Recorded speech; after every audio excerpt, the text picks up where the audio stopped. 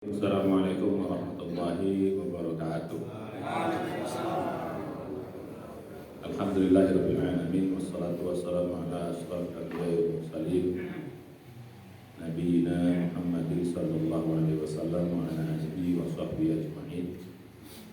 Asyhadu an la ilaha illallah wahdahu la syarika lah wa asyhadu anna Muhammadan abduhu wa rasuluhu wa ba'da. Mari kita awali kajian kita dengan baca basmalah. Bismillahirrahmanirrahim. Puji syukur kita panjatkan kepada Allah Subhanahu wa taala yang masih terus memberikan nikmat yang tak terhingga kepada kita. Kita masih diberikan kehidupan umur yang panjang, kesehatan dan juga kesempatan. Wabil khusus nikmat Islam, nikmat ibadah, nikmat menuntut ilmu agama sampai hari ini, detik ini Allah masih anugerahkan kepada kita. Mudah-mudahan kita semua senantiasa bisa menjaga nikmat Islam ini hingga akhir hayat kita. Mudah-mudahan kita semua nanti saat menghadap Allah panggil dalam keadaan husnul khatimah. Amin ya rabbal alamin.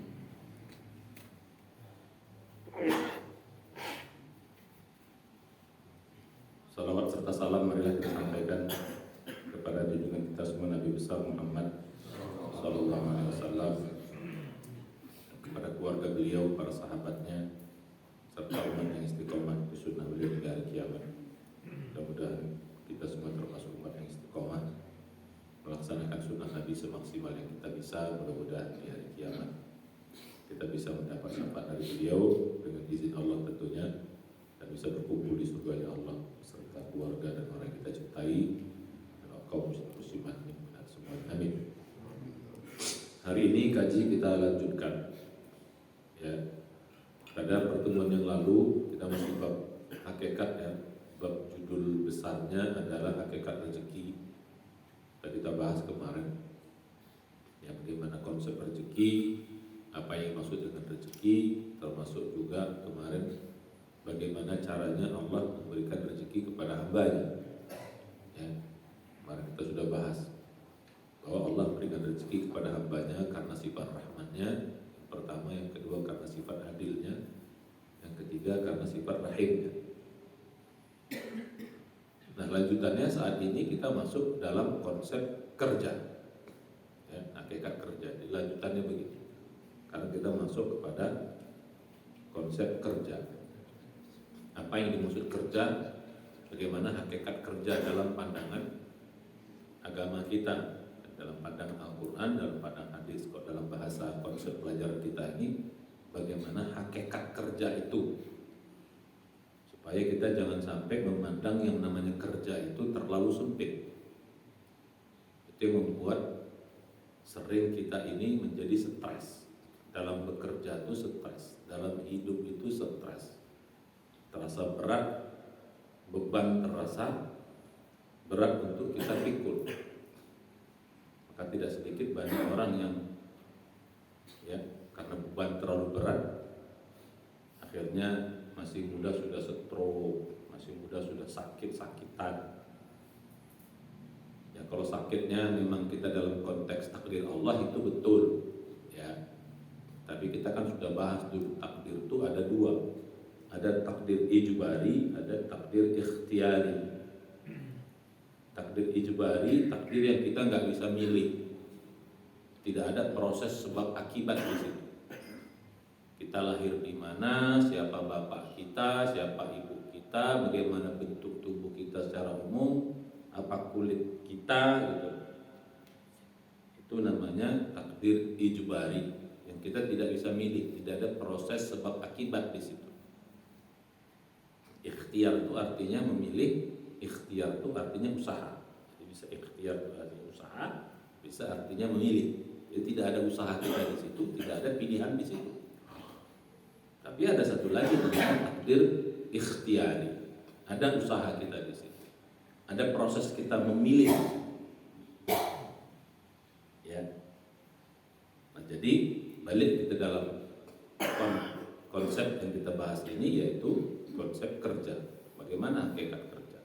Jadi kalau kita tahu hakikat kerja itu, yang sesungguhnya itu membuat sebenarnya hidup ini tidak begitu berat. Karena Allah sudah berikan semua potensi yang hebat pada diri kita.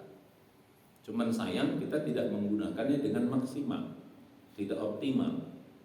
Kita justru banyak menggunakan sisi terlemah dalam diri kita.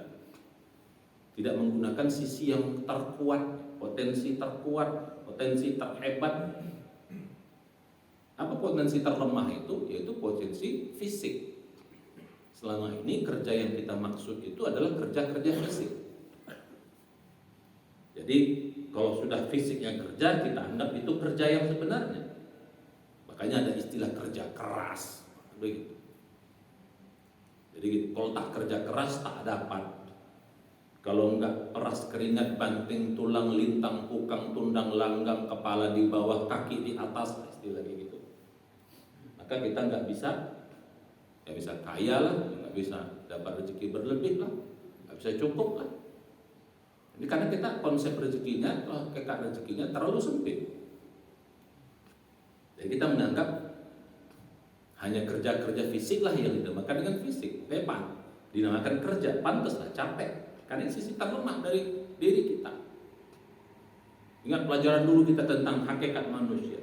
Hakikat manusia itu kan justru bukan terletak pada fisiknya, bukan pada jasmaninya, tapi justru pada ruhaninya. Itulah kekuatan kita yang sesungguhnya. Itulah kehebatan kita, itulah potensi yang unlimited. Ruhani, karena ruhani itu, ruh itu datang dari Allah, dari yang mulia, dari yang serba tak terbatas, dari yang maha hebat. Sementara sisi jasmani kita ini sisi yang terlemah, sisi yang hina, dari tanah, dari yang rendah. Walaupun bentuk kita sempurna, laqad khalaqnal insana fi ahsani taqwim, bentuknya sempurna, tapi secara fisik itu, secara potensi ini lemah. Wa khuliqal insanu dha'ifan, kata Allah dalam surat 4 ayat 28. Sungguh kami telah ciptakan manusia itu dengan kelemahan atau lemah gitu. Jadi secara fisik kita lemah. Nah ini yang kita selalu kita maksimalkan, pantas jadi overload. Jadi akhirnya ketika kerja selalu overload. Yang overload akhirnya tadi banyak yang masih muda sudah. Ya kalau sudah tua, udah 70, 75, 80, apalagi ya sakit itu biasa lah. Namanya sakit tua. Tapi ada juga orang-orang yang umur tua itu masih energi, ada. Ya, ada orang-orang tua yang masih energi, yang masih semangat. Justru yang muda-muda yang lemes. Jadi begitu. Ya. Jadi kita masuk kepada konsep atau konteks kita yang kita bahas ini. Jadi kita sering capek itu gara-gara menggunakan sisi terlemah, yaitu sisi fisik kita. Nah, kalau kita luaskan seperti ini, kita lebarkan namanya kerja itu, yang kemarin kita bahas kerja itu ada dua, ada kerja fisik, ada kerja rohani. Karena badan kita, diri kita itu ada dua juga. Justru esensi manusia itu atau hakikat manusia itu ada pada rohani. Inilah nanti yang berkembang ketika di surga, Pak. Bukan berkembang yang dominan. Kalau di bumi ini yang berkembang memang jasmani, yang sering kita utamakan. Tapi nanti ketika di surga atau termasuk juga di neraka. Maka di neraka itu nggak mati-mati kita. Di surga nggak mati-mati. Yang merasakan sakit itu adalah fisik kita nantinya. Tapi ruhnya nggak mati-mati. Hancur badannya, hidup lagi, hancur badan. Makanya la yamutu wala yahya. Nggak mati, nggak hidup. Di neraka. Jadi yang merasakan sakit itu adalah fisik kita. Karena yang banyak bikin maksiat itu kan memang fisik kan, yang menikmati itu kan fisik. Nah begitu juga nanti di surga, yang menikmati juga secara ini ya memang fisik yang menikmati, tapi dominannya adalah rohani. Makanya tidak tua-tua, tidak sakit-sakit, bahkan tidak mati, tidak tidur, tidak lapar, selamanya muda, nggak ada lemahnya, kuat terus. Mau istri 70 pasangan itu aman, nggak gempor-gempor. Di sini jangan kan dua, satu aja bisa gempor, Jadi begitu. Karena yang dominan itu nanti di sana adalah kita. Jadi gitu. Balik pada kita. Jadi konsep kerja yang kita maksud sekarang itu kita luaskan. Namanya kerja rohani atau istilah lainnya kerja langit. Ya, jadi ada kerja bumi, ada kerja fisik itu sama, atau kerja dunia sama itu. Nah, ini enggak kerja langit, kerja rohani, atau boleh juga kerja akhirat, atau juga ada yang istilahnya kerja takwa, boleh sama itu. Karena kerja takwa itu kerja rohani. Yang kita bahas dulu. Apa yang dimaksud dengan orang takwa? Ingat pelajaran dulu. Banget ingat. Ketika kita belajar tentang puasa. Apa orang takwa itu? Orang takwa itu orang yang rohaninya sudah mengalahkan jasmaninya. Itulah orang takwa dulu kita bahas. Jadi orang takwa itu kita pelajaran dulu. Orang takwa itu adalah orang yang rohaninya sudah mengalahkan jasmani. Makanya dia lebih hebat. Selama ini tidak banyak orang yang rohaninya kalah dengan jasmaninya, karena nggak dipakai kekuatan itu. Nah, balik kita pada konsep kita. Nah, kalau kita sudah kerja langit, kerja rohani, potensi terbesar kita. Makanya nggak ada capeknya, bukan nggak ada capeknya, ada capek, tapi nggak membuat menjadi overload gitu loh. Nggak membuat kita menjadi tumbang, nggak membuat kita menjadi stres, nggak membuat kita menjadi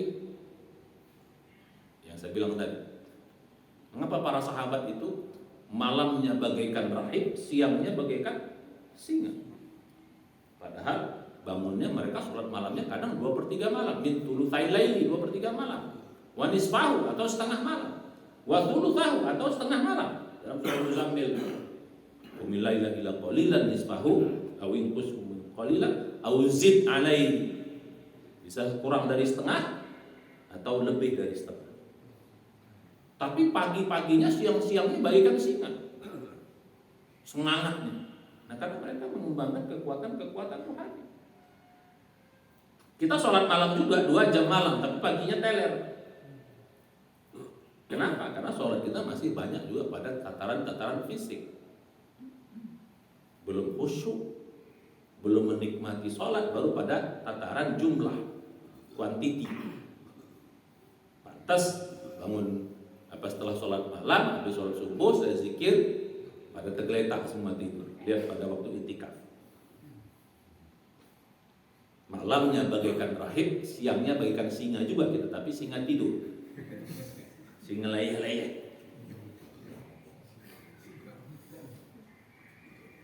Balik kita pada konsep tadi. Jadi mulai sekarang, kalau kemarin kita balik pada konsep rezeki, kalau kita kerjanya kerja langit, kita banyak mendapat rezeki dari sisi apa? Rahimnya Allah. Allah Maha Rahim. Bukan adilnya Allah saja, tapi rahimnya Allah. Itulah yang unlimited. Rezeki yang unlimited itu di situ. Di rahimnya Allah itulah rezeki yang unlimited. Maka kemarin kita sudah bahas sedikit bahwa karakteristik perbedaan kerja jasmani dengan kerja rohani. Kerja jasmani itu terbatas, kerja rohani itu tidak terbatas. Bahkan hasilnya pun tak terhingga, unlimited kerja rohani itu. Hasilnya apa? Makanya nggak bisa kita nikmati semuanya di dunia ini. Yang kemarin kita bilang 2 rakaat fajar, sholat sunat 2 rakaat 3 menit paling, atau buatlah 5 menit, nilainya berapa? Lebih baik dari dunia serta sisinya. Coba bayangin, sesederhana itu. Kerja cuma 3 menit, wabi nilainya. Nah, nggak bisa kita habisin di sini. Memang nggak mungkin menghabiskan. Nanti menghabiskan pada waktu kita sudah rohaninya yang dominan. Waktu di mana? Surga. Yang nggak ada capeknya di situ, nggak ada ngantuknya, nggak ada tidurnya, nggak ada lemahnya, nggak ada tuanya. Baru-baru mati. Bisa kita habiskan semua rezeki yang tak terbatas itu. Karena memang rohani kita tidak terbatas. Makanya pantas nikmat yang tak terbatas dinikmati oleh potensi yang tak terbatas juga. Kalau di sini nggak bisa. Kalau dikasih nikmat tak terbatas nggak mungkin. Karena apa? Fisik kita terbatas. Di sana 1 hari sama dengan 1000 tahun. Sementara di sini 1 Satu hari 24 jam. Mana menghabiskan nikmat segitu banyak? Balik kepada kita. Jadi kerja ruhani itu gitu, kerja jasmani itu gitu berbeda. Jadi terbatas. Yang ini tidak terbatas. Ya karena dia tidak terbatas, ya bahasa kitanya yang kemarin kita bahas, kalau kerja dunia itu ya kita kerja X ya hasilnya X. Kalau ini kita kerja X hasilnya X plus plus plus karena Allah tambah. Adilnya tetap dia kasih, tapi rahimnya dia tambah dengan rahimnya. Kerjanya 2 jam, bisa hasilnya. Makanya kalau ditanya berapa gajimu, mungkin gajinya pas-pasan. Tapi penghasilannya atau pendapatannya min haitsu la yahtasibnya lebih banyak. Yang kemarin kita bahas, apa hubungan istighfar dengan rezeki yang banyak? Kan secara logika nggak nyampe ini Pak. Ayatnya banyak yang begitu. Barang siapa yang beristighfar dalam Al-Quran, lihat surat 71 ayat mulai dari 10, 11, 12 itu, dimudahkan rezeki, ditambah harta, dibanyakkan anak, ditambah kebun-kebun, ditambah sungai-sungai. Dengan istighfar doang. Tapi istighfar yang gimana? Bukan sembarang istighfar ini. Kita selama ini sering istighfar sembarangan tadi. Ya, tidak, ini istighfar yang spesial. Faqultu astaghfiru innahu kana rabbakum innahu kana ghaffara yursilis sama alaikum idrara wa yamdidkum bi amwalin wa banina wa yaj'al lakum jannatin wa yaj'al lakum anhar. Lihat seperti itu. Barang siapa yang bertakwa dapat rezeki, dimudahkan urusan. Ini kan apa hubungannya bertakwa dengan ini kerja rohani Pak, ini kerja langit. Dengan kau bertakwa, kau dapat rahimnya Allah. Begitu kau dapat rahimnya Allah, baru ya jangan lahu makhrajan. Allah mudahkan urusan. Allah beri kau rezeki yang tak disangka-sangka. Barang siapa yang bertawakal, tawakal itu juga kerja rohani. Tawakal itu kerja langit. Wa may yatawakkal 'ala Allah fa huwa hasbuh. Innallaha balighu amri. Itu lanjutan dari surat 65 ayat 2 ayat 3 dan 4. Barang siapa bertakwa, Allah cukupkan. Allah cukupkan kita. Innallaha balighu amri. Allah sampaikan urusannya kepada kita. Allah mudahkan urusannya kepada kita. Qad ja'alallahu li kulli shay'in qadara. Karena Allah sudah berikan kadar dari segala sesuatu, termasuk kadar karena rahmatnya itu. Ayat 4-nya, "May yattaqillaha yaj'al lahu min amrihi yusra." Barang saya bertakwa dimudahkan semua urusannya. Apa hubungannya antara takwa dengan kemudahan urusan? Inilah sifat rahimnya. Biar paham kan?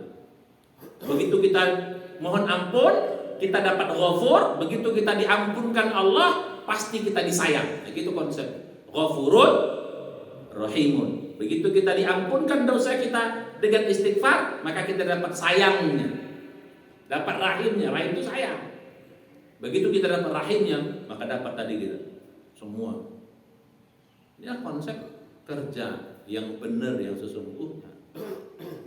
Karena ini kerja-kerja rohani. Kerja-kerja rohani. Biar terbuka akal kita. Jadi potensi terbesar kita apa Pak? Potensi rohani yang harus kita kembangkan. Apalagi kita udah tua gini. Kalau jasmani Pak, makin tua makin lemah fisik kita. Makin lemah fisik kita. Gak ada orang yang makin tua makin kuat fisik. Enggak, makin lemah. Itulah kadar yang Allah berikan kepada fisik kita. Tapi rohani sebenarnya kalau kita Allah makin tua sudah langsung tinggi, makin hebat. Kalau kita kembangkan, makin tua rohani ini makin hebat sebenarnya. Kalau saya bilang perumpamaan dulu tentang pendekar-pendekar sakti itu, yang namanya tenaga dalam lah istilah kita ya. Nah, kalau kita dalam konteks kungfu ini tenaga dalam, inner power. Kan makin tua loh, jenggot putih loh, sakti-sakti kok. Ini cerita saja, perumpamaan. Sakti-sakti. Makin tua makin sakti. Nah kita enggak, makin tua makin lemah. Makin tua makin baperan, makin tua makin cepat marah, makin tua makin tidak bijaksana. Makin tua makin udah badan lemah. Ruhani enggak pernah dikembangkan potensinya, akhirnya ya sudah. Makin tua ya makin seperti itu. Saya mau tanya dulu, pernah saya ungkap sekali-sekali, mungkin Bapak Ibu masih ingat. Coba angkat tangan di sini. Siapa orang tuanya yang masih hidup? Angkat tangan. Orang tua masih hidup. Alhamdulillah, bagus. Orang tua masih hidup. Ya, syukurlah. Ya, Anda diberikan kesempatan pintu surga terbuka luas. Saya mau tanya jujur. Kalau ada masalah, mau cerita sama orang tua nggak sekarang? Nggak mau. Kenapa? Secara umum orang nggak mau. Kenapa? Coba jawab. Kenapa? Takut jadi beban. Itu jawabannya. Takut jadi beban. Kesian sudah tua. Betul nggak itu? Tersegini itu nanti efek-efek. Kan begitu. Semua rata-rata jawabannya kesian, sudah tua, takut jadi beban. Udahlah tua, badannya lemah, dikasih beban lagi, kesian. Ini bisa benar, bisa salah, Pak. Bisa benarnya yang memang begitu. Kita sudah bisa mengukur bapak emak kita memang begitu. Itu bisa benar. Nah, kita selalu bersama mereka. Tahu kita kemampuan bapak emak kita. Makanya kita bilang kesian. Tapi bisa salah. Jangan-jangan kau prasangka buruk. Kita prasangka buruk sama orang tua kita. Kenapa? Pertanyaan, siapa lebih lama hidup? Orang tua kita. Harusnya pengalaman dia lebih banyak. Makan asam garam misalnya kita. Harusnya dia lebih banyak pengalamannya, makanya istilah orang sekarang nggak mau dibilang tua, dibilang apa? Lebih senior. Senior itu istilahnya pengalaman. Nah, kita prasangka buruk. Jangan-jangan orang tua kita tuh hebat. Karena harusnya makin tua ya makin bijaksana dia. Pengalaman dia lebih banyak. Tapi mengapa kita nggak mau cerita? Ya bisa jadi itu benar, kita pengalaman selama ini kalau cerita sama orang tua tambah rumian. Tambah apa? Apa gimana? Tambah lebih marah dia apa? Itu berarti apa? Menunjukkan apa? Makin tua ternyata tidak berkembang potensi rohani. Kita pun sama, Pak. Nanti bakal tua ya begitu lagi. Anak kita akan kayak gitu. Sama kita juga begitu. Padahal harusnya kan tidak. Nah, kau punya masalah kau cerita sama papa mama. Woi, mama sudah pengalaman hidup sekian puluh tahun. Wih, dahsyat pada orang tua itu. Kan enggak, anak kita kan banyak anak-anak sekarang jarang mau cerita sama orang tua. Bukan dapat solusi yang ada. Dimarahin. Makanya anak sekarang nggak mau cerita sama orang tua. Dimarahin, Pak. Banyaknya rusaknya generasi muda sekarang ini gara-gara apa? Mereka tidak mau cerita sama orang tuanya.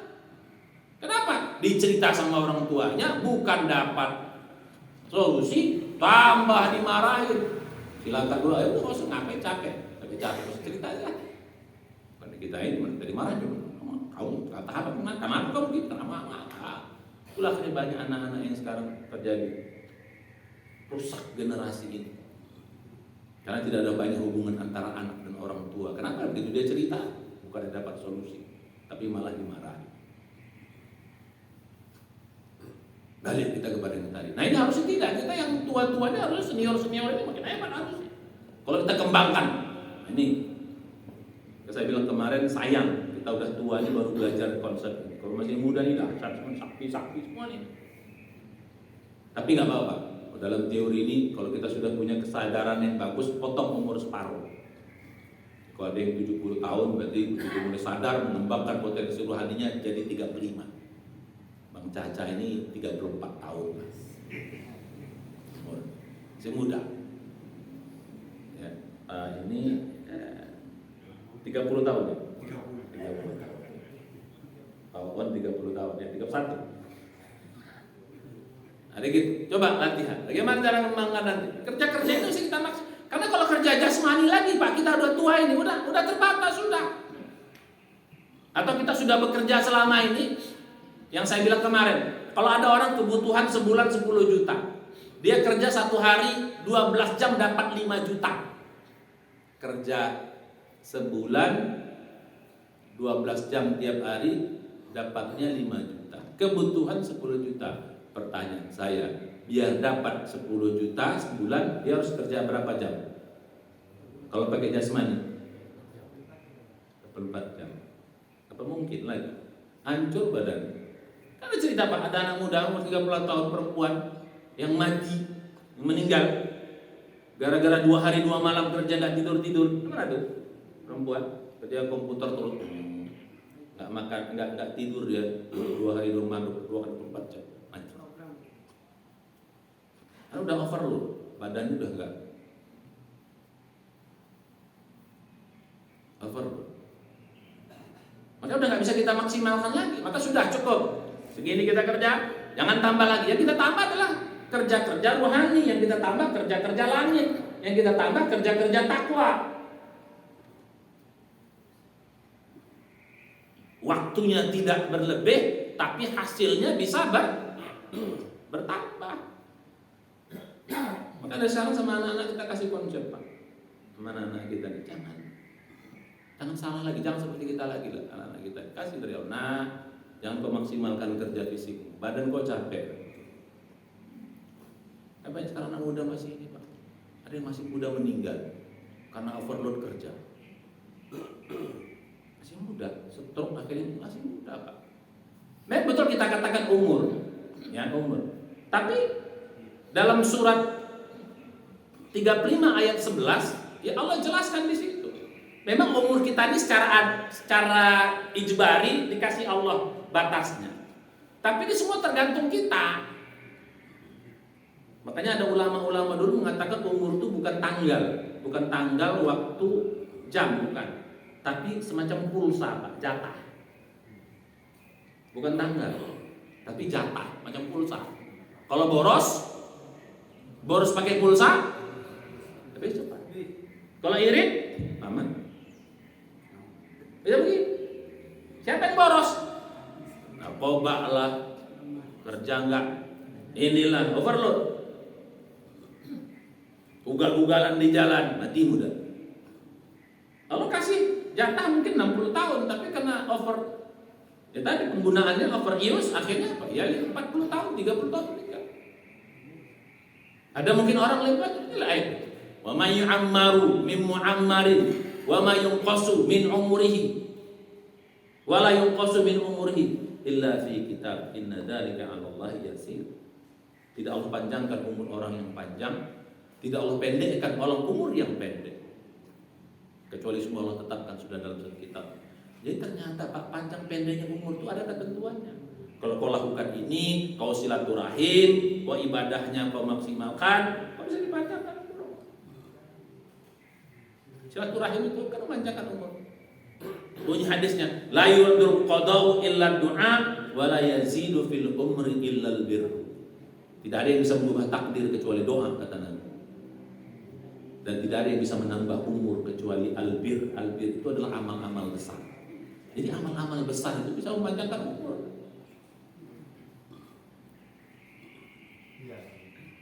Jadi begitu.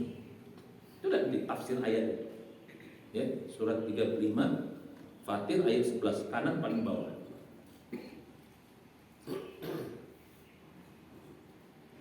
Jadi balik kepada kita. Maka mari sekarang kita kembangkan kerja-kerja. Sudah tua kita sudah, fisiknya sudah, tapi enggak.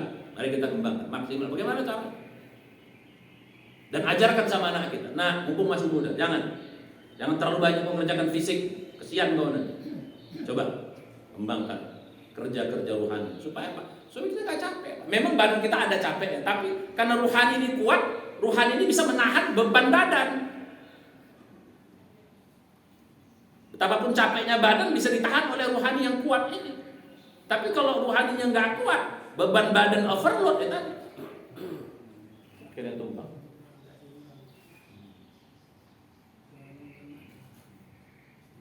Ya, mumpung anak kita masih muda, kasih pelan-pelan. Bagaimana kerja hati, bagaimana kerja langit, bagaimana kerja rohani. Coba gimana? Oke, masuk kita kemana? Nah, yang kemarin kita udah bahas ya. Jadi kerja langit kemarin ada 10. Kita bahas detail satu-satu. Kerja langit itu ada 10. Bagaimana kita memaksimalkan? Satu-satu, nggak apa-apa. Kita coba pelan-pelan. Ada 10 kemarin ya? Ada 10. Mari kita kembangkan. Kita sebenarnya sudah pernah dengar nih, tapi kita belum mengembangkan, belum kita fokuskan. Oh, kita udah tahu, tapi kita belum fokuskan. Nah, sekarang enggak? Kita udah tahu, fokuskan. Oke, lihat nanti hasilnya. Pelan-pelan ajarkan sama anak kita. Ajarkan sama anak kita. Anak kita yang sudah, mungkin kita lihat yang anak kita yang sudah mulai masih muda-muda juga macam. Saya punya anak 28 tahun yang paling tua. Yang nomor 2 itu 24 tahun. Ya sudah bekerja lah mereka ada sebab. Ini mereka cerita kerja di kantor gini Pak. Itu cerita bagaimana masalah di kantor, masalah ini udah sakit-sakit kepala. Kita kasih pelan-pelan, nggak usah harus digurui kali. Saya masuk, coba pakai ini, jangan terlalu begitu, ayo coba. Memang logikanya seperti nggak nyampe, Pak. Tapi kalau dialami kita bisa alami. Ya, ada 10. Kita mulai 1. Kerja langit atau kerja rohani yang pertama itu kemana Pak? Maksimalkan ibadah. Ibadah pada mahdoh aja. Sholat, ya, apakah wajib, apakah sunat, maksimal. Zikir, baca Quran, sedekah, puasa, apa yang wajib maupun yang sunat. Haji, umroh, itu janganlah, itu terlalu mahal.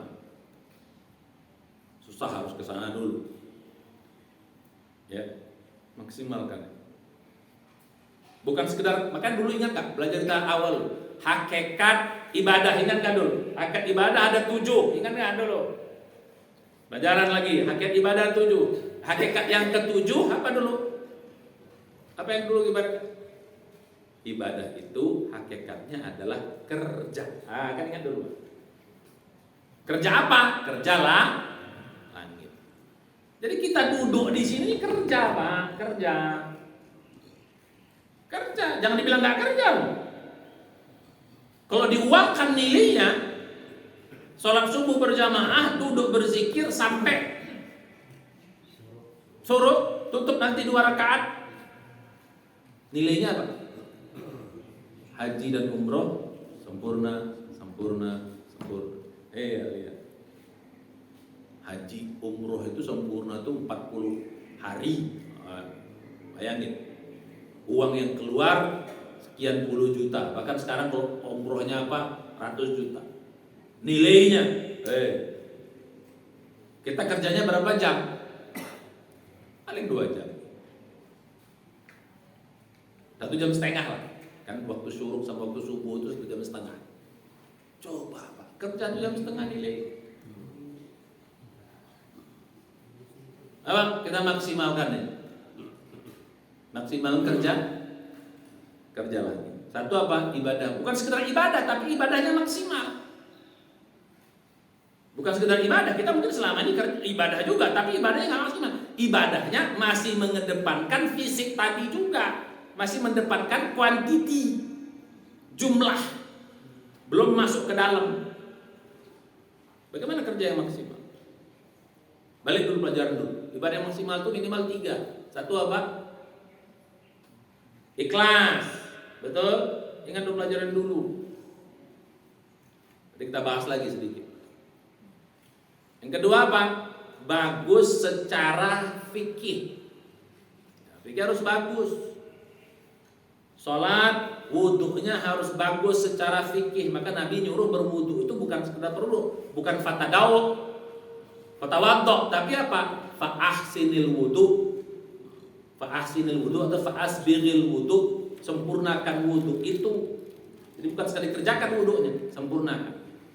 Sholat bukan kerjakan sholat, tapi tegakkan. Lain, beda. Semua perintah sholat dalam Al-Quran, baik dalam bentuk perintah maupun dalam pernyataan, itu semua isinya adalah tegakkan, bukan kerjakan. Aqimus sholat, aqimus sholat, al-muqimus sholat, al-muqimuna sholat, al-muqimina sholat.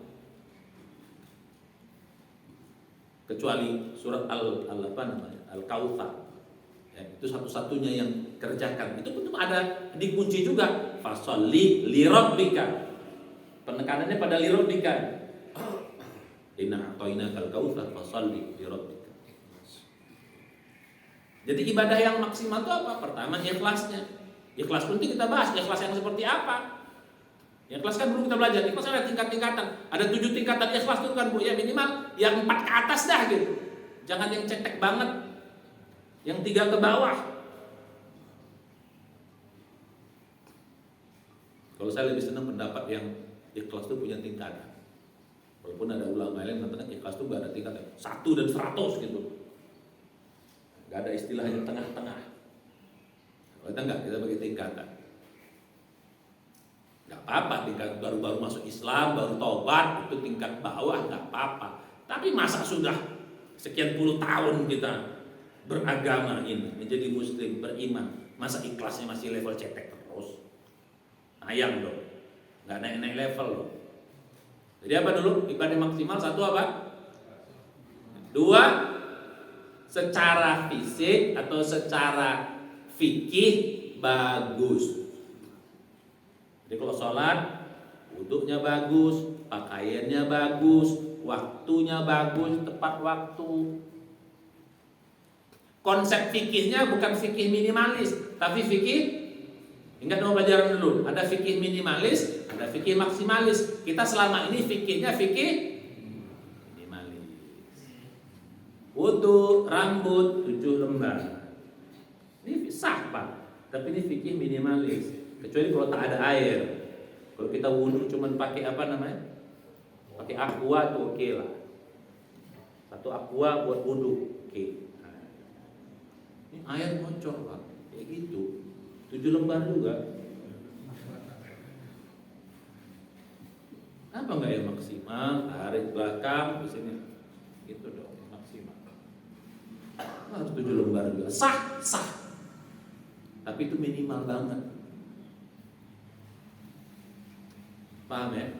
Jadi fikih kita selama ini itu sholat juga minimalis. Kan sholat di masjid gak wajib Ustaz, kan sunat. Kan begitu. Pakai yang pendapat-pendapat yang minimalis. Kan yang penting sholat, gak harus tepat waktu. Dikasih batas waktu sholat itu kan menunjukkan boleh awal, boleh akhir. Ngambilnya di akhir. Sah sholatnya. Gak ada yang bilang gak sah. Secara fikih sah. Tapi apakah bernilai? Belum tentu. Nilainya beda dong. Di orang sholat di awal dan orang sholat di akhir beda dong nilai.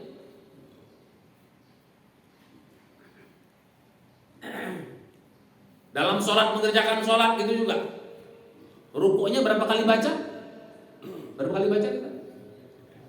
3 ya masih lumayan. Ada kadang 1, sahanya 1. Yang penting tumakninah. Makanya kecepatan sholatnya cepat. Minimalis. Kalau mau kerja rohani jangan. Emang sah tapi enggak.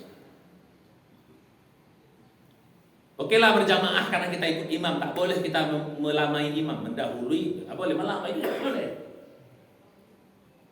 Imam sudah bangkit berdiri, kita sujud terus, tak boleh. Oke lah. Tapi ketika sholat sendiri, ada hadis, bunyinya hadisnya hanya dipakai sebelah. Kata Nabi gitu, apabila Anda bersolat bersama imam, takhfif, fal yukhaffif, ringankan.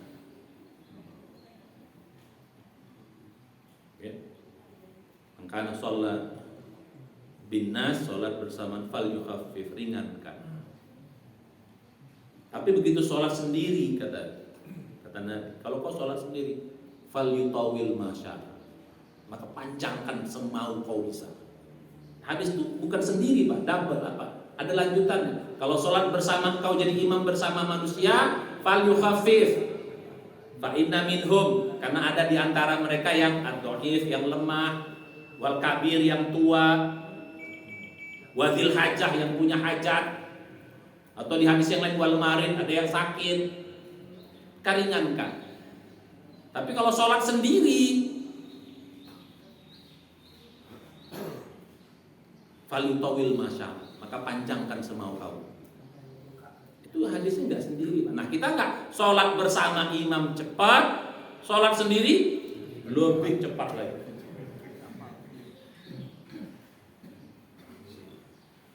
Kan betul, kan fakta itu. Yang di sini mah enggak, dia kan udah belajar sholat khusyuk di sini. Itu tempat lain yang belum belajar. Tanya kok sih.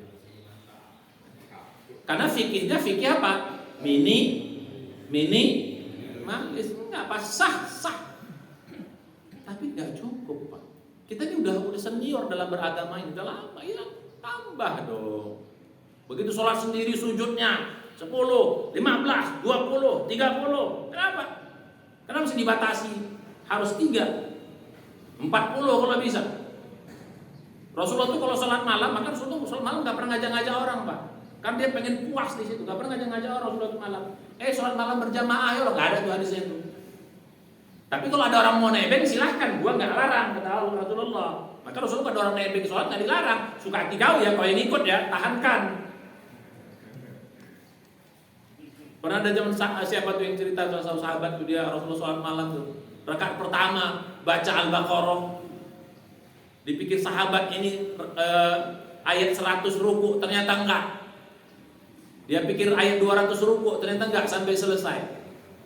Dia pikir begitu Al-Baqarah ruku, ternyata enggak. Dilanjut dengan An-Nisa, dalam hal itu An-Nisa. Setelah itu baru Ali Imran. Akhirnya dia enggak berharap untuk ruku lagi. Terserah banget. Salah kau lah, karena gue ikut, enggak ada gue suruh kok. Kira-kira begitulah. Kalau sudah pernah aja, orang nebeng silakan aja. Dan Rasulullah itu sholatnya seimbang, Bang. Dalam hadis itu seimbang. Antara ruku, sujud, berdiri, ruku, sujud, i'tidal, duduk itu seimbang. Kurang lebih seimbang, dalam hadis itu bilang begitu. Kalau kita kan enggak. Makanya ruku Rasulullah itu lama, Pak, enggak kuat kita ngikut. Pantas istrinya 11 itu wajar. Ruku Rasulullah itu bisa kuat setengah jam masa gitu. Kita 2 menit aja gempor sama istri 2.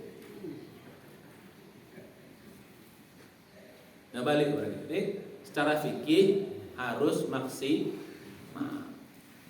Sholat tepat waktu, maksimalnya di masjid bagi laki-laki perempuan, termasuk pakai jilbabnya maksimal. Yang terbaik pakaiannya, sujud bacaannya bacaan maksimal, jumlahnya juga usahakan. Jadi gitu. Nah yang ketiga, ibadah maksimal itu kemana Pak? Berkualitas. Ingat pelajaran yang dulu. Jadi tidak cukup fikihnya bagus, tapi berkualitas. Kalau sholat khusyuknya, zikir khusyuknya bukan jumlahnya. Kalau baca Quran fahamnya, berkualitas itu fahamnya. Bagus secara fikih berarti makhorijul hurufnya, panjang pendeknya, tajwidnya. Harus latihan faham bacaan Quran. Ingat nggak dulu kita berkualitas itu ada 3 level, ingat nggak? Belajar khusyuk dulu Bu, ingat nggak? Lupa. Khusyuk ada 3, ada khusyuk level 1, khusyuk level 2, khusyuk level 3. Pelajaran lagi itu. Syukur-syukur sampai khusyuk level 3. Khusyuk level 1 fokus, konsentrasi. Khusyuk level 2 faham. Khusyuk level 3 merenungi maknanya. Jadi kalau mau bagus Quran itu bukan hanya hafal, tapi bukan hanya faham, tapi merenungi makna. Makanya baca Quran itu tadabbur, bukan sekedar paham, tapi tadabbur. Tadabbur itu berarti merenungi makna. Kalau zikir disuruh tafakkur, merenungi makna. Itu ibadah maksimal. Nah kalau ini seperti ini, lihat nanti ibadah. Baru ada powernya sholat itu. Baru zikir itu ada power. Sedekah, gimana sedekah yang berkualitas? Di samping ikhlas, sedekah berkualitas itu Pak, jangan diminta dulu baru keluar. Latihan nih, kalau mau ibadahnya berkualitas, di samping kita ikhlas, jangan diminta dulu baru keluar. Keluarkan sebelum diminta. Selama ini kan pengalaman kita diminta baru keluar. Datang proposal dulu, dibikin masjid pakai ini. Nggak usah lihat kata keputusan dulu. Oke, langsung transfer kalau ada. Jangan ditatap proposal dulu baru keluar. Itu ada unsur keterpaksaan walaupun ikhlas, tapi nilainya kurang. Kalau bisa nyari, bukan orang datang, kita nyari siapa yang mau kita kasih. Nah, itu berkualitas begitu. Sedekah ya. Ya, atau ya bagi-bagilah. Ada yang ya pengemis itu kan mesti minta dulu, jangan kita bagi-bagi pengemis kan. Pengemis kan kadang-kadang memang objeknya begitu, profesinya begitu. Ya, atau kita bagilah. Ya, kita bagi. Ada yang kita sepertiga buat keluarga, orang-orang dekat. Sepertiga orang-orang yang membutuhkan, kita kenal, kita apa. Mungkin sepertiga itu yang datang mendadak, kita nggak tahu. Itulah yang proposal tadi. Silahkan. Jadi sedekah berkualitas apa? Memberi sebelum diminta. Kedua, mencari orang yang mau diberi. Sambil duduk kira-kira siapa yang butuh saya bantu. Oh, dasar kalau gitu. Mikir. Siapa yang mau saya bantu? Ustaz Sambo kayaknya perlu dibantu. Karena dia mau kampanye kan gitu. Ini bukan curhat, Pak. Itu nggak boleh juga karena Ustaz Sambo udah bilang boleh. Jadilah batal. Ustaz Sambo tadi langsung saya kasih gara-gara ngomong nggak jelas saya kasih gitu. Nah jadi gitu. Jadi nyari, Pak. Jadi nyari orang mau. Coba lihat surat 272 yang dulu kita bahas. Itu asbabun nuzulnya orang itu nenteng uang nyari siapa mau kasih. Latihan. Oh, itu berkualitas. Jadi apa tadi? Memberi sebelum diminta. Yang kedua kalau bisa Pak, mencari orang yang maka daftar dari keluargaku kira-kira siapa yang harus kuberi. Ini perlu dibantu, Ya. Dari sahabat-sahabat siapa yang susah perlu dibantu. Dari tetangga-tetangga siapa yang perlu dibantu. Wah, kalian, kalau bisa begini, dahsyat. Ini namanya the power of sedekah ini. Sedekah yang betul itu begitu. Di samping ikhlas tentu. Terserah Pak, mau terang-terangan, mau gelap-gelapan, nggak masalah sedekah itu. Nggak ada masalah. Bunyi ayat itu dari ayat 271 tuh. Itu bedus sadaqati fa ni'mahi. Kalau sedekah itu kau nampakkan. Itu bedus sadaqati fa ni'mahi. Kau nampakkan sedekah itu fa ni'mahi, itu bagus kata Allah. Ini jelas ayat. Wa in tukhfuha. Tapi kalau kau sembunyikan, wa tuhal fuqara, kau kasih sama orang yang fuqara butuh, fa huwa khairul lakum, itu lebih baik. Wa yukaffiru ankum min sayyi'atikum, Allah akan ampunkan dosa-dosa kamu. Ya, semuanya Allah akan ampunkan dosa-dosa. Atau ayat yang paling bawah tuh 274-nya. Alladzina yunfikuna amwalahum bil-laili wan-nahar sirran wa 'alaniyatan falahum ajrun inda rabbihim wa la khaufun 'alaihim wa la hum yahzanun.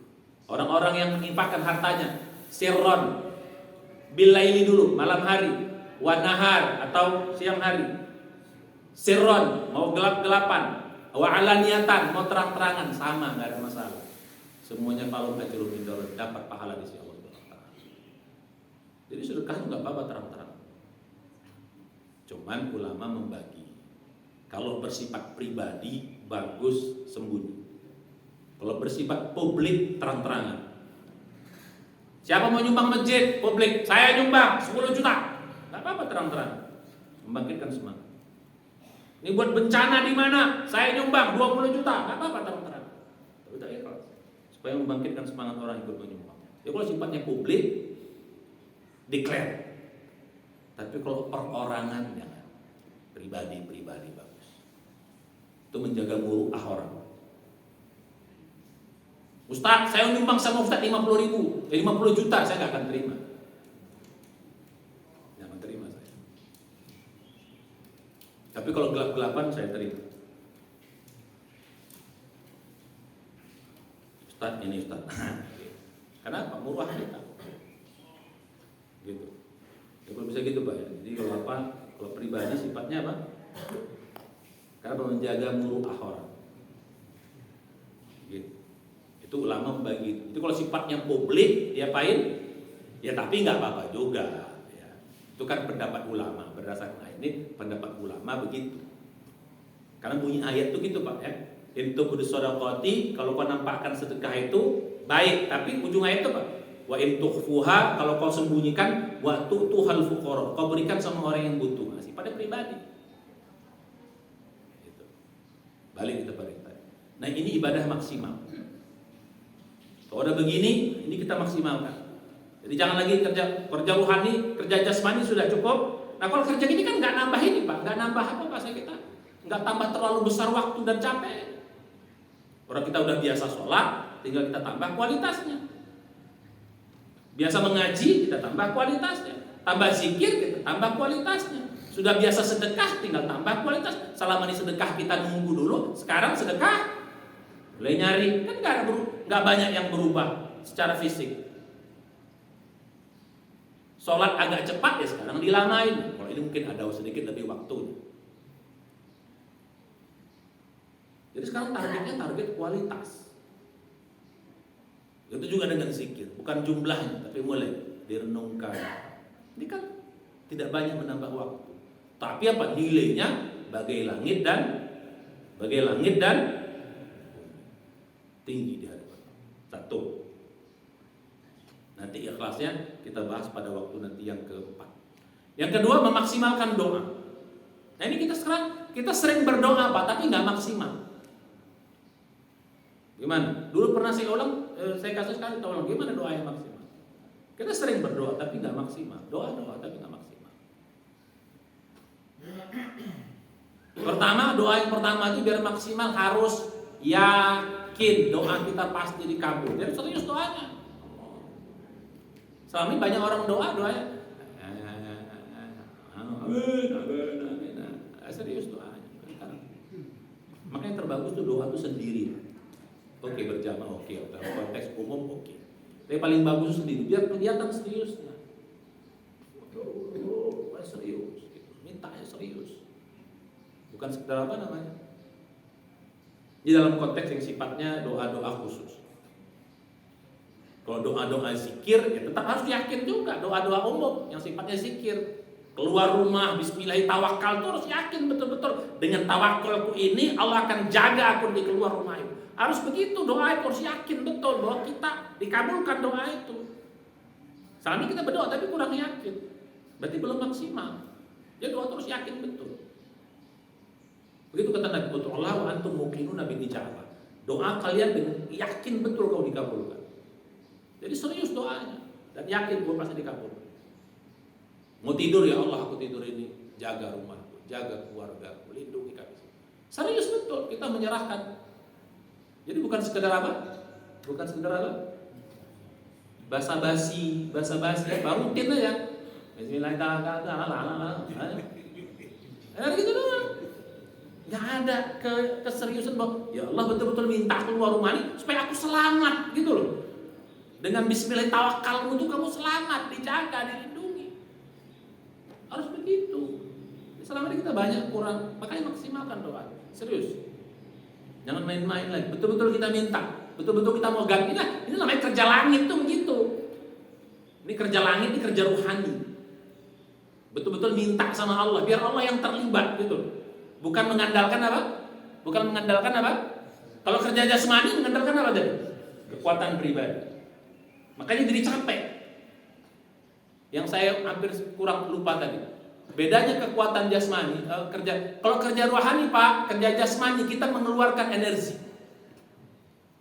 Paham ya? Bahasa kita mengeluarkan energi, kalorinya, kemudian energi. Makanya pantas dia capek, karena mengeluarkan. Tapi kalau kerja rohani tidak, kita menyerap energi. Bedanya. Energi apa? Energi langit, energi ilahi. Satu mengeluarkan, udahlah terbatas, keluar. Udah tidak terbatas, nyerap. Pantas kerja rohani itu apa? Lebih dahsyat. Beda dengan kerja jasmani. Capek, orang keluar energi. Jadi mulai sekarang maksimal doa, harus yakin betul. Jadi bukan sekedar basa-basi. Jadi mulai sekarang apa? Gak usah harus bahasa Arab Pak. Bahasa Indonesia, kalau kita kaya, kecuali yang memang harus dianjurkan bahasa Arab, istighfar itu dianjurkan bahasa Arab. Jadi doa-doa yang seperti ini. Tapi kalau doa-doa yang sifatnya umum, yang khusus ini sudah bahasa Indonesia saja. Ya Ya kalau Bismillah tawakal tuh di samping bahasa Indonesianya, bahasa Arabnya ada, pakai bahasa Indonesia biar kita lebih apa namanya? Ya Allah, keluar rumah ini jaga, lindungi. Ini bahasa Indonesianya. Bismillah tawakal bahasa Arab. Mungkin kalau bahasa Arab kurang apa namanya? Kurang touch-nya, kurang ini. Kita kurang. Tambahnya di bahasa Indonesia lagi. Ya Allah, selama dalam perjalanan selamatkan aku, jaga, lindungi aku dari segala macam mudarat atau orang-orang yang salah. Berangkat rumah. Jalan. Biar ada power apa namanya? Power rohani. Biar Allah terlibat gitu. Kalau cuma kita basa-basi, bismillahirrahmanirrahim, bisa jadi ya. Kalau pahala ya mungkin iya. Tapi bisa jadi Allah nggak. Kalau cuma basa-basi doang, bukan datang dari keyakinan bahwa dengan itu kita akan dilindungi, dijaga, sebagainya. Mau tidur, mau apa, coba maksimalkan doa. Satu apa? Yakin.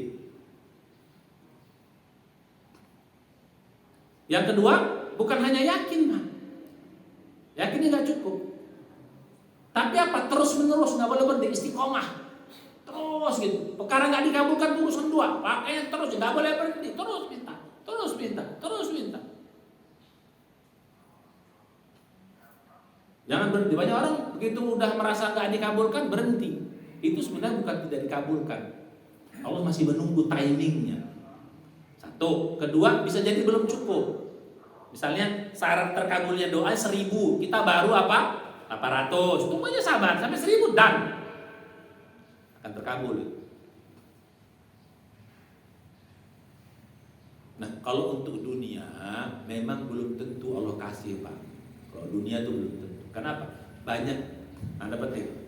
Banyak syarat ketentuan berlaku. Karena kemampuan dunia atau potensi dunia terbatas. Ya Allah, jadikan aku presiden. Misalnya. Presiden kan cuma ada satu. Itu 5 tahun sekali lah. Gimana? Iya kan? Kan terbatas banget. Atau jadikan aku anggota dewan. 5 tahun sekali. Itu pun cuma 575 orang. Terbatas banget. Jadi kalau kita minta dunia, kadang Allah juga nggak kasih persis. Kenapa? Ya karena sangat terbatas. Ketentuan berlaku, banyak saingannya. Jangan-jangan karena orang minta yang sama, orang yang berbuat yang sama itu banyak. Sementara sumber dayanya terbatas. Orang minta yang itu juga, kita minta ini, orang itu minta juga terbatas. Gimana? Siapa beri kabulkan? Ini atau itu? Ya Allah kasih aku istri lagi. Istri kita bilang jangan, ya Allah satu aja. Susah. Kan berlawan doa. Yang mana mau dikabulkan?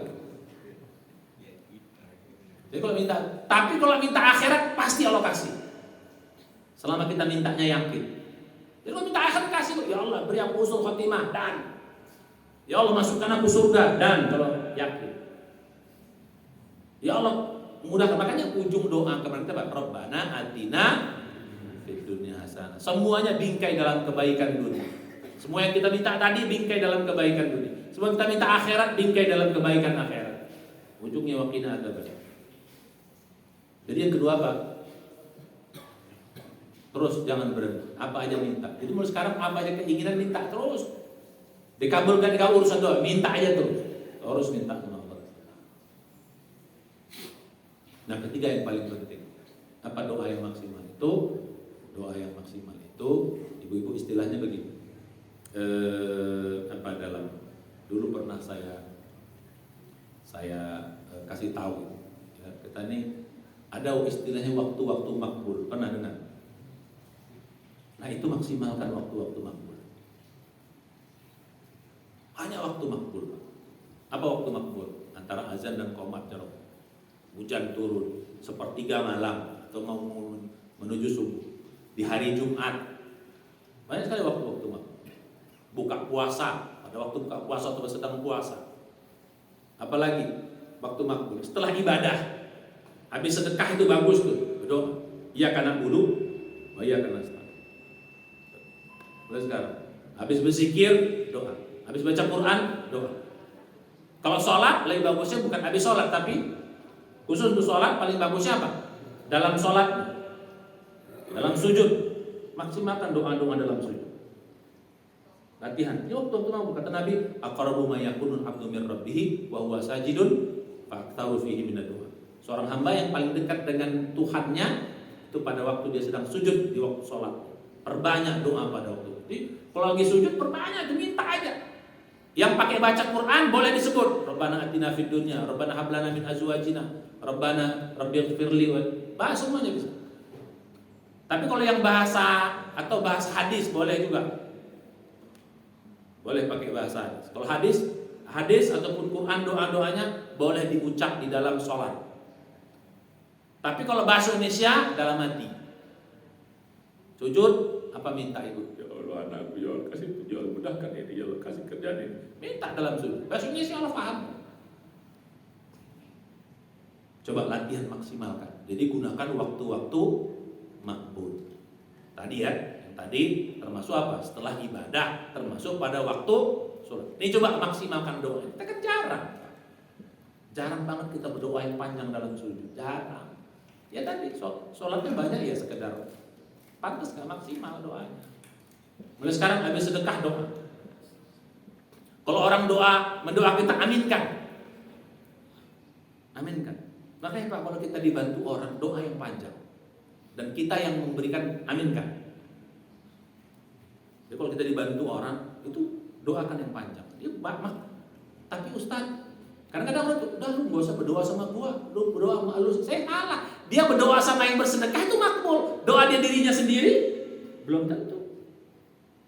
Walaupun dia main-main, paham maksudnya? Karena kita suka bersedekah sama orang-orang yang minta-minta. Karena doa, Pak murah rezeki, udah gak usah doain aku, kau aja lah. Jangan Pak.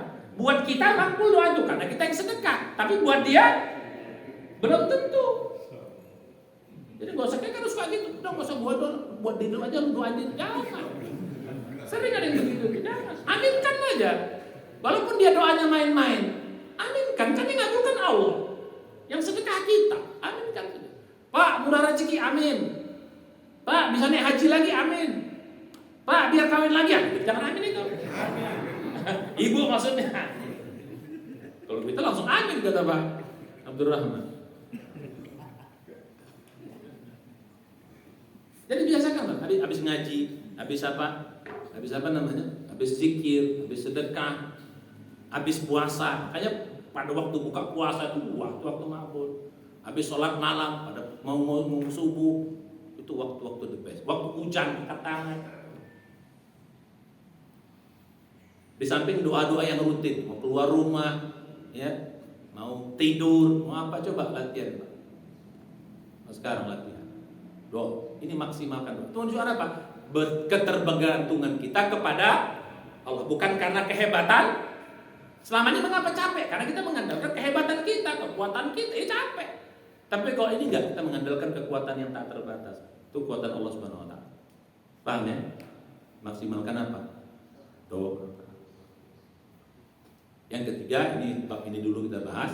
Yang ketiga itu apa? Taat. Kerjakan perintah, tinggalkan larangan. Ikuti aturan Allah. Bisnis tetap, udah berdoa, udah ibadah, tetap jalurnya apa? Pokoknya prinsipnya yang haram-haram jauhkan. Apa? Memang awalnya berat, Pak. Ya, kerja halal itu awalnya berat, tapi lihat nanti barokahnya, lihat nanti nilai. Memang sengaja Allah uji dulu. Kalau kita langsung pertama ikut aturan Allah, langsung rezekinya dikasih, semua orang mau kayak gitu. Awalnya agak berat dulu, jalan dulu. Kita nggak mau riba, agak berat. Pengen bisnis nih, dan apa tidak mau pakai suap, tidak. Emang awalnya berat. Tapi lihat, kebarokahannya lama-lama ya. Memang kalau uji dulu. Maka hadis mengatakan, barang siapa yang sabar terhadap yang haram, Allah akan memberi dia dalam keadaan halal. Nggak usah takut. Ngapain Pak haram sekarang? Kau sabar dikit, nanti dia halal. Mungkin seminggu lagi dia menjadi halal. Atau sebulan lagi dia menjadi halal. Atau mungkin jadi gitu, kenapa harus sekarang menjadi haram? Ya, jadi barang siapa yang sabar terhadap yang haram itu maksudnya tidak mengerjakan di haram, dia sabar, nanti Allah kasih dia dalam keadaan halal. Pernah nggak? Ini hadis ini muncul cerita yang seorang sahabat yang tukang malik. Ini cerita yang malik ya. Dia memang tukang nyuri. Satu saat dia ikut pengajian Rasul atau ikut khutbah. Ini bagus nih maling tapi masih ibadah, nih bagus. Kita enggak, kalau ada maling enggak mau ibadah, enggak mau ngaji. Harusnya biar bandit-bandit ngaji aja, enggak apa-apa. Kita enggak, udah bandit enggak mau ngaji, akhirnya enggak dapat hidayah. Ngaji dia.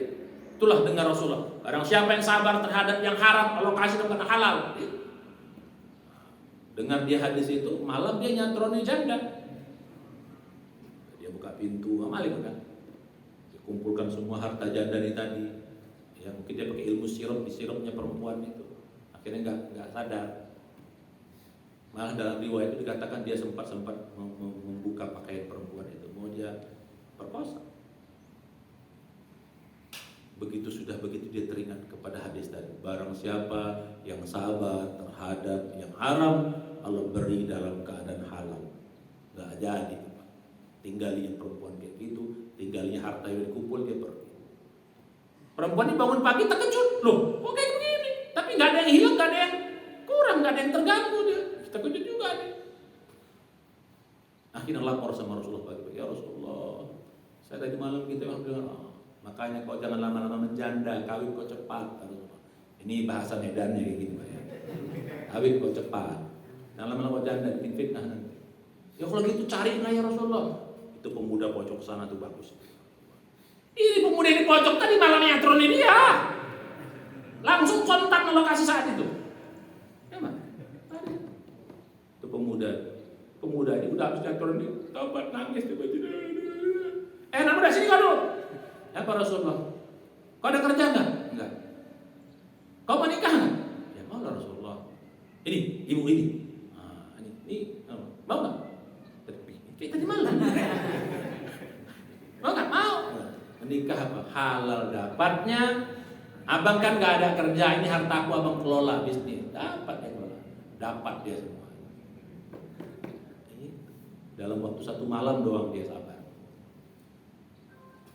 Nah ini kan butuh keyakinan. Jadi sekarang coba kita pakai seperti ini. Ya. Jadi yang ketiga apa? Carilah ikuti aturan. Rumah tangga pakai aturan, bisnis, politik juga gitu. Saya juga berusaha, ya nggak dapat, nggak ada masalah. Toh pahalanya udah dapat, itu gunanya nanti ikhlas kita bahas. Pahalanya udah dapat, kenapa harus kita memaksakan diri? Sudah, kita kampanye seperti biasa, nggak usah pakai orang suap kita ikut suap. Ya gini mau nyuap, ada duit juga kita mau nyuap kan gitu. Sudah, jalan seperti biasa. Nah ini kalau begini, insya Allah ini 3. Makanya anak kita pun gini Pak. Nah, maksimalkan doamu, maksimalkan ibadah. Kau tambah sekarang sholatmu, kau tambah sedekahmu kalau kau berzikir, kau tambah zikirmu. Apalagi zikir Pak, zikir kan paling mudah sebenarnya. Ini ibadah yang paling mudah dan bisa disambil kapan saja, di mana saja, kecuali di kamar mandi atau di WC. Mobil, sambil naik mobil, astagfirullah, astagfirullah, subhanallah, alhamdulillah, la ilaha illallah, Allahu akbar, Allahumma shalli ala Muhammad. Ada coba, paling mudah. Satu mobil, kita berjalan naik mobil 2 jam, berapa ribu kita sudah zikir. Nilainya lihat. Timbang buka apa namanya? Buka apa? Buka musik, buka lagu-lagu, buka berita itu apa? Saya nggak pernah di mobil itu ada dengar berita, dengar musik. Nah ini kan supir saya. Kadang-kadang saya juga yang nyupir gitu. Jadi gitu, apa zikir? Lihat nilai, bisa maksimal. Nah kalau 3 ini taat, yang 3 taat. Nah, sekarang apapun yang haram jangan sikit-sikit, kan ini darurat. Jangan sikit-sikit darurat. Darurat itu betul-betul sangat terpaksa. Kalau nggak mati atau kalau nggak celaka itu baru. Ya, mulai sekarang. Nabung, silakan nabung di bank-bank yang syariah. Ya kalaupun ada di konvensional dalam arti untuk sekedar tunari oke. Tapi bukan untuk niatnya mencari di bank, deposito di bank-bank. Ya tapi Ustaz itu kan nggak 100% syariah. Ya itu masih lumayan walaupun cuma 75% 80%. Tapi ada niat. Saya kira demikian. Insya Allah kalau begini lihat Pak, ini kerja langit yang pertama. Insya Allah 7 lagi kita bahas pada yang akan datang. Ikhlas, yakin. Bagaimana ikhlas bukan hanya dalam ibadah, ikhlas dalam setiap kerja. Ini kerja langit itu gitu. Ikhlas dalam rumah tangga, ikhlas dalam kerja, ikhlas dalam politik, ikhlas dalam segala hal. Yakin, prasangka baik, sabar, tawakal, syukur, cinta, mahabbah. Ini kita bahas pada waktu yang akan datang. Sekarang agak sedikit lama saya, ya, sudah cukup nanti waktunya karena minggu depan kemungkinan saya tidak ada ya. Maka saya datang tadi agak lebih awal. Nah, jadi gitu. Soalnya kan kita bahas lebih dalam. Nah, ini kalau kita kembangkan lihat nanti Pak. Lain terasa badan ini ringan. Memang capek tapi tidur sebentar hilang capek. Mungkin 15 menit 20 menit hilang capek. Tapi kalau fisik kita maksimal capek terus rohani nggak dipakai Pak. Oh, tidur biar 5 jam tetap bangun capek. Ya, jadi gitu dalam rumah tangga ibu-ibu apalagi kerja rohani makin tua makin gini. Tapi kalau kerja jasmani makin tua makin peot. Ibu-ibu makin tua makin peot ngandelin suami, kawin lagi dia nanti. Tapi kalau pakai kekuatan rohani, abang nggak dapat istri yang lebih baik dari aku. Begitu berani ibu-ibu bilang gitu. Kalau betul, lalu ya, suami kelepak, kayak kekuatan rohani. Tak apa-apa bilang, bang, mah, mau kawin lagi, nggak apa-apa silakan. Tapi kalau nggak akan lebih baik. Oh, berani ngomong gitu nggak bu? Kalau gitu tangkap terus, mantap ini kan. Tinggal nunggu dari dulu kalimat itu nggak muncul dari istiawa. Udah 70 tahun baru keluar Pak. Itu tadi yang baru pula. Ya, jadilah. Nah, jadi balik tadi. Ya, jadi gitu. Mari kita kembangkan ini, insya Allah akan terasa. Lapang dada kita. Ada masalah kita nikmati masalah itu. Ada masalah bikin kita makin hebat. Ya, insya Allah dari ini maka hidup akan terasa ringan. Jadi terasa berat itu yang salah siapa? Diri sendiri. Karena kita menggunakan kekuatan yang paling lemah. Insya Allah mudah-mudahan kita selalu mengembangkan potensi rohani ini. Amin ya rabbal alamin. Mari kita baca hamdalah. Ada pertanyaan? Yang apa agak lama dikit ini karena minggu depan saya enggak. Ada bu, ibu-ibu? Bapak-bapak? Cukup ini? Apalagi anak muda? Ya mana? Kok nggak ada lagi anak muda? Kemarin banyak anak muda. Oh libur. Anak muda nih bagus. Ya saya kira demikian mari tutup dengan doa penutup majelis. Mudah-mudahan kita bisa mengamalkannya. Saya pribadi dan kita semua. Doa penutup majelis. Subhanallah kita anta astagfirullah. Assalamualaikum warahmatullahi wabarakatuh. Langsung duha ya. Suruh sudah selesai.